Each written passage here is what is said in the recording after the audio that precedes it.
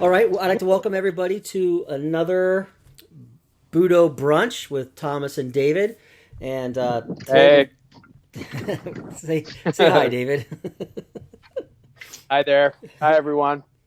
And so we're here today to talk about some pretty interesting topics. And this first one, I think, is pretty interesting because over the years I've asked friends of mine who teach things one on one with people or in groups, similar to teaching martial arts. But they're teaching things like piano or Pilates or tennis. They're a tennis coach or a golf coach, and all these people, talking to them, there's one phenomena that we as martial art instructors face that they don't have to deal with, and that's with students expecting the training to be free.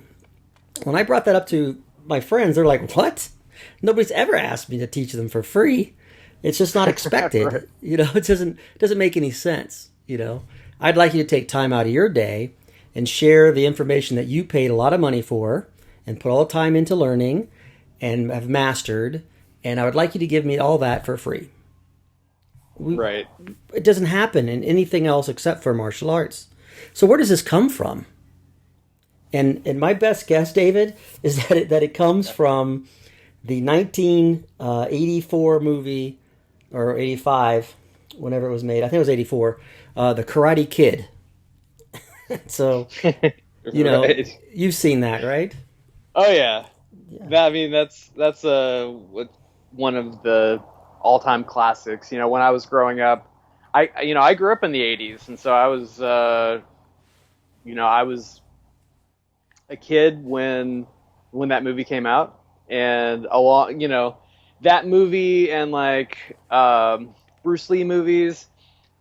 I thought, you know, there was this idea that just I could watch the movies and somehow I would just do in my backyard what I was seeing these actors do. Like that was my martial art training because I was grew up in an area that didn't have. I grew up in the middle of Missouri, not really known for their martial arts schools. Um, and But yeah, I definitely had this idea. If I just like found this grandmaster martial artist who happened to also be like a cook in a restaurant, or like the maintenance man, right? Like from Karate Kid, that you were going to stumble upon this guy who was going to like take you in as kind of a father figure and raise you as his own little Budo son, and uh, that's that's kind of what I think, for me, kind of this illusion of what learning, like what learning the martial arts was about. Like, it wasn't until later that I found a school that I really liked and started paying for classes that I realized that is a little different from the way it's portrayed in Hollywood. Yeah. Yeah. Well, I think it's interesting because I don't know how people miss the lesson. Like when I watch the Karate Kid, I see something totally different. I don't see this old master who just takes the kid in Hmm. and puts him under his wing and teaches him karate. You know, what I see was a master who didn't want to teach the kid. Yeah. First of all, he didn't want to do that. He didn't want to take responsibility for someone's education Uh, and put in all his time and effort into training somebody. And so at first he didn't want to, and then when he kind of felt obligated to teach yeah. to Oh, teach compelled. Daniel, he took him in. But obviously Daniel didn't have any money. His mother didn't have any money, and Right. so what he did was he put Daniel to work. Yeah. If you Exactly. if you remember the movie, Dan. Wax on, wax off, Daniel. Right? That's right. Yeah, I feel paint the like I'm being fence. used like a slave. Yeah, he's like, I painted the fence. This is at nighttime. He's been working all day, from 6 in the morning till it's after dark. And he goes and sits Yeah. down next to Mr. Miyagi and says, "Okay, I painted the fence. It's all done." And Mr. Miyagi says, "Both sides?" He realized, oh, I got to do the other side of the fence. And so then he spends another day doing that, and then he's waxing the cars and he's sanding the floor, you know. And he does all this before he even gets one lesson. You know, what he didn't realize is that his way of paying for classes, there's an exchange, you know, Right. for the training. He had to earn the training. Yeah. And Mr. Miyagi built in, you know, certain technique, style, or practice within the work, the labor that he was doing. And so, you know, he taught him paint the fence a very specific way. You know, the big boards right hand, little boards left hand, you know, kind of thing, and worked on him that way. But at the same time, Daniel was earning his way. There was a fair and equitable exchange. Oftentimes, people don't realize the value of that. See, because this has been my finding that we really value what we earn, and you know, nothing in life is free. I think everybody kind of has realized that by now. And when somebody offers you something for free, you got to question. You know, it's kind of natural. My first thought that comes to my mind is, well, what's wrong with it? You know, or Yeah. what are you trying to do? Why should I take this free item from you? Right. Something doesn't settle right in my gut when somebody tries to give me something for free. Yeah, I agree. Um, And so there's something called a price perceived value. mhm. And the more people pay for something, the more value they place on it. You know, well, it must be better. It cost more. You know, so I buy this phone. My $700 phone must be better than your $200 phone. It Right, must. because it costs more. It costs more, so it's got to be better, right? At Hmm. least we think so. You know, but then you Yeah. realize, no, they kind of all do the same thing. It's really not any better. It's just Hmm. they just charge more for it. You know, and this is and it's interesting. It's interesting how people can be persuaded by the industries that produce these products for us to purchase. You know, an interesting example of this, I think, is back in the late '70s, early '80s. There was a battle for VHS or Beta with Oh videotapes. yeah. Do you remember that? And Sure. uh, the Beta tapes had a higher resolution. They're better tapes, higher resolution than the VHS tapes. You know, but I think it was JVC that was marketing the VHS, so they just put more money into it, Yeah. and then Right. people bought it. Everybody went VHS, even though it was a inferior, you know, product, and people still bought it anyway. You know, so Yeah, because that's we're better marketing. it's better marketing. Yeah, so somehow our marketing for martial arts is through these movies. You know, a lot of people. That's how they learn. That's how Americans learn history is from watching movies. Yeah. And you know, not all of it's you can't believe what you'll see on TV, but somehow we do. We believe everything, everything we see on the internet, and everything we see on TV. Right. It's got to be real. You know, I googled it, so it's got to be right. Uh-huh. Yeah, so you know, in the movies, it looks like these masters are taking in the students for free, but Yeah. it's never been that way. Yeah, it's often presented as almost like an altruistic thing, where the master either takes pity on the student or uh, sees sees some gift or some talent in them that they or there's some need, right? It's kind of reminds me of the hero's journey, how the hero meets the mentor or the master, Hmm. and at least in stories, oftentimes in our mythology, there's this idea that the student meets this guy, the Obi-Wan Kenobi, who basically takes them in and mentors them. Right. And while those things are true, they do happen. At least what I think about the martial arts as an industry and as a facet of society, right? The training of men, the training of the warriors of the tribe. Um, there was always there was always this equal exchange, because as a warrior, you may the whole point of training you up is so that you would be there to defend with your life the tribe or the village or your family, and you were all connected. Yeah. But now, in a sense, we sort of export that to the military and to our police forces, where these people basically you join one of these organizations, and they more or less employ you, pay you a salary of some kind to do those functions. Mm-hmm. And so there's this perception that those are kind of like these things are specialized, and there's no real need for you as an individual to know how to defend yourself, to be engaged in that practice. But if you choose to do it, the way that you do that in a commercial sense, you might say, is you go find a teacher. You go to a martial arts school. You go to a boxing gym. You go find someone who can teach you the skills that you're wanting to learn. And there has to be that. I mean, I don't know. It's when I think about finding a martial. You wouldn't go to the gym and expect them to give you a free membership just because you're really dedicated to working out. Right.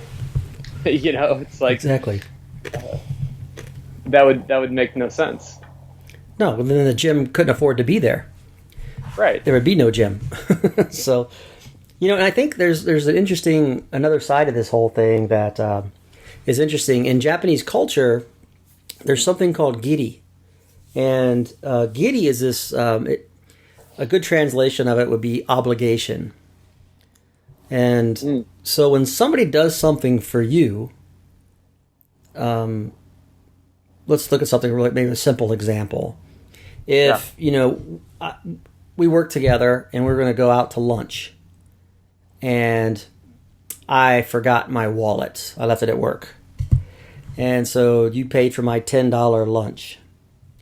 So I owe you $10, right? So now I have this responsibility to pay you back. I have this giri there has to be that equitable exchange. But they take reciprocity is yeah. Yeah, but there with giri, it takes it a step further. I don't pay you back $10. I have to pay you back more than $10. You know what I mean? So if you do something for me, I've got to do something for you that's more than what you did for me, and that's giri. And the thing is, it doesn't stop. It's a cycle. So if you did something for me, maybe you, I don't know, you did something nice for me, then I would have to do something even nicer for you, and then now I did more for you, so then you feel obligated to do something nicer for me.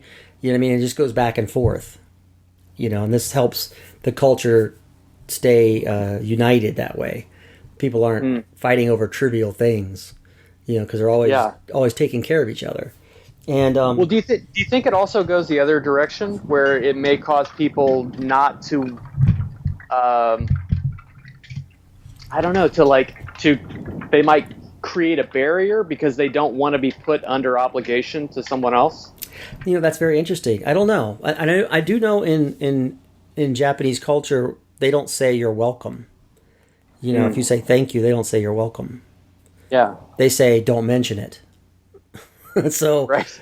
You know what I mean? So maybe that's part of that barrier is don't mention it. Really, no, seriously, don't mention it because you know what I mean.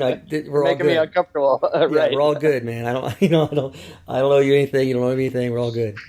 I don't know. Yeah. I really don't know because I wasn't raised there, so I'm not sure. But I do know you've heard of the book Hagakure? Yeah. Yeah, and so in there's a writing, and it talks about this Lord Naoshige, and he said something really kind of interesting. He said, "There is nothing felt quite as deeply as giri." So you feel it really deeply. It's like, this gut kind of feeling that you have to repay people, to make sure things are fair. So you wouldn't dare take advantage of somebody. And I think that on some level, no matter what culture you're raised in, I think you know. I think people know when they're taking advantage of somebody else. Yeah, I do too. And I think that this could be one of the problems with trying to get free martial art lessons. Because here you are, you're giving to me and I'm not giving back to you in any way, shape, or form. So I think on some level there's going to be guilt, that's going to be coming up. They're sort of feel guilty, and people just disappear. I've trained people for free before, and when I first started teaching, and they wouldn't show up half the time for classes. Yeah. And then they wouldn't last long either. So I started charging, and then people started showing up. I think then, well, I can't miss the class. I paid for it. So then I think there's that value that's put in there. There's that equitable exchange. There's no guilt feelings. We're trying to build long-term relationships with people, and in a relationship, you can't take advantage of the other person. So, one question I have is about motivation, or that might not be really the best word, but you could say maybe intention. So, Daniel-san, in Karate Kid. This is basically, it's about a kid who moves into a new neighborhood. He gets kind of chummy with the cute girl who has the ex-boyfriend who's a real douchebag. Right. And there's this need that occurs for Daniel because he keeps getting his ass handed to him by the Cobra Kai dojo. I forget what the dude's name is. Johnny, I think. Yeah, I think so. So he's like the Cobra Kai dojo star student, and this sort of ruffian band of high school jocks, and so Daniel is he has a strong need to get good at defending himself, right? Mm-hmm. There's a lot of people, just talking about people who come to the dojo, don't pay, and kind of fall off. What is it about the people who go the other direction and become kind of diehard? Mm-hmm. Diehard's not really the best word, but they're there every class. They're there. They don't just show up every day, but they come prepared to learn. Mm-hmm. They're ready to learn. Those people, in my experience, tend to be the ones that pay more. Like they want to be at every seminar. They want to buy every book, every DVD, every scrap of resource that's available. Mm-hmm. Yeah, those are our A students. You have A students, you have B students, you have C students. It's just like being in school. Sure. So, in high school, if you barely showed up to school, you were there, you sat there through the class, you weren't really paying attention, you did the bare minimum, on every test and every homework assignment. Uh-huh. You didn't participate too much in classes, you didn't contribute to the discussions or ask any questions of the teacher. You didn't think about it at all when you weren't in the class. That would be a D student. Yeah. Maybe an F student, but we say they pass, so it's a D student. The A student would be the kid in class that reads the homework assignment, reads the book, investigates online, talks to people who know the subject, asks questions of the teacher, maybe goes to tutoring sessions if they need help. They do all their homework to the best of their ability. They study for the tests. Those are A students. And so this applies to the martial art dojo as well. So say they show up once a week for class. They don't look at any of the support materials. They don't get the books or the DVDs or read the website or they don't listen to the podcasts. They don't listen, they don't watch the videos online. They don't read the articles that we have online on the blog. They don't do any of that stuff. They don't practice with a friend outside of class. That person's a D student. They're barely passing. Mm-hmm. So showing up to the minimum number of classes that are expected of you is not being a great student. I had a huge debate on this online because the people online barely make it to class, and they spend all their time online apparently. And so they got real offended when I said, if you told them this, they said, no, I'm an A student. Just because I don't go all the time, and I don't read the books, and I don't go to the seminars, and I don't do private lessons with the teacher, and I don't practice with the friends at home, doesn't mean I'm not an A student. It's like, yeah, that means you're barely doing the minimum. And so the A student does everything else, right? So, so I think the motivation, though, what motivates people, and at least this is my belief, that I think that people that are motivated have a force that's driving them. They have some sort of desire that I think comes out of fear on some level. I know for myself, and I know from talking to a lot of students over the years, that the people who are really, really into the training tend to have a monster in their mind. They have a monster from their past. They have something that really motivates them. And I think about my past, when I was, I must have been 6 years old, I'm thinking. Maybe 7. I lived on a street that had a bridge, like a walk bridge, that went over a freeway, over a highway system. Yeah. And from my side, it was a neighborhood, right? And you walk up this little walk bridge. It goes over, it's like an overpass. It goes over the freeways and then down on the other side of the freeway into like a wooded area that was behind a public recreational center. And my parents always told me, never go to the other side. Don't go to the other side. Always stay on our side of the bridge. And I'm like, okay, whatever. And one day I had a friend who was going to meet me at the bridge. And and he was coming from that other side because there's that recreational center, the wooded area, and then there's some housing developments over there too. Once you walk through the woods, there's some housing developments, and so it's kind of a shortcut. And so I thought it'd be nice. I'd meet him on his side of the bridge instead of my side of the bridge, which I shouldn't have done, but I didn't listen to my parents. And I went over to the other side of the bridge. And so I'm sitting down at the other side of the bridge, standing there, and some man walks up to me, and he says, hello. And I said, hi. And he walked past me to go up the bridge. And I'm sitting there, and then all of a sudden, the hairs on the back of my neck stood up, like something felt really wrong. And I looked over my shoulder, and that man was standing right behind me. Like, he never went up the bridge. For like minutes, he was standing behind me. Oh, wow. Yeah. So I looked, I saw him. He was just sitting there staring at me with his hands in his pockets. And I looked down at my feet, and I thought, oh boy, I'm in trouble. And so I took off running. Are my shoelaces tied? Because I'm going to need to run. Yeah, exactly. So I hightailed it. Unfortunately, I was a kid, so I wasn't thinking too straight. And so I ran into the wooded area. Right. And this guy just took off chasing me. So I was an adult man chasing a 7-year-old or a 6-year-old, however old I was at the time. And into the wooded area, and he's like trying to grab me. I'm like running around trees and crawling under fallen trees. I'm just doing everything I can to get away from the guy.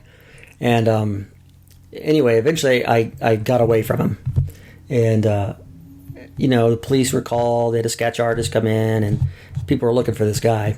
And anyway, they never said anything to me after that. But I've kind of carried that around with me, thinking that, there can always be somebody behind you, somebody, with ill intent.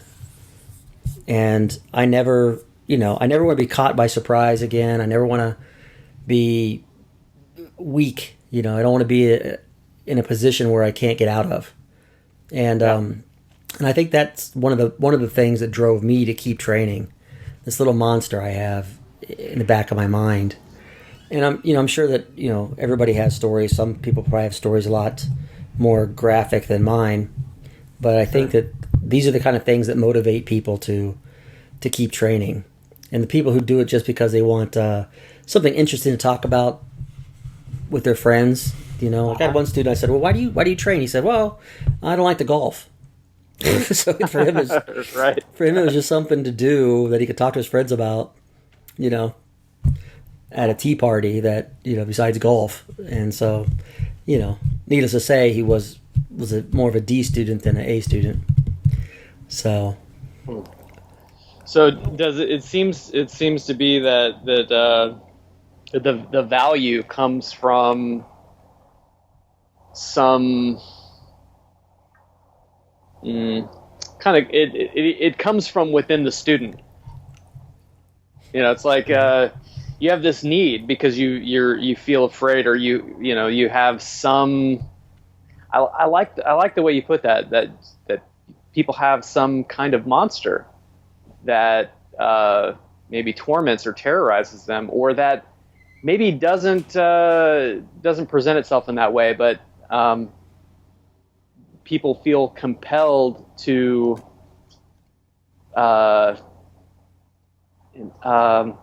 not insulate themselves, but fortify themselves would be maybe a better word. Sure. These people tend to be the A students, don't they? Yes. Yeah, definitely. So it's almost as though the value comes from this perceived value is kind of tied up in our need.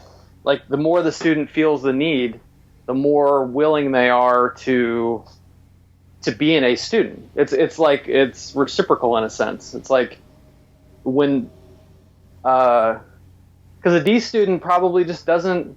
They're not as committed. They don't see the purpose. Maybe for them the purpose is just maybe having something to do on a Sunday. Mm-hmm. Or like like one of your former students who didn't like golf. It was more like a social thing, right?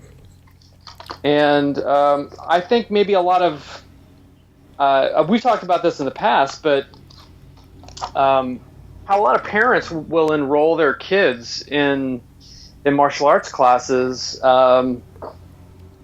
almost like a resume building kind of thing. It's like little Johnny, he it's going to look good for college later or something. Like, we got him in fencing and soccer and, all these other things. Are they missing the point? Are they missing the point of what the martial arts is for? Yeah. Is that part of why people don't see the value? Well, that's a good question. I think that a lot of people don't know what the potential value of martial art training is. It's more novelty than necessary for most people. And I think that exactly. This will look good on my kid's resume, or they know that martial arts is supposed to teach self-confidence and discipline. Right. And so then they and how about this one? People send their kids to martial arts school so they'll mind when they come home. Right. Yeah. You know what I mean? Like, here, sensei, fix my kid. Yes. Which how often does that happen? That happens a lot more than you might think. Right. The problem with that is that the parents don't follow through with what we do in the dojo at home. At the dojo, we're very structured, and they don't have any structure at home. At home, the kids just run amok, do whatever they want.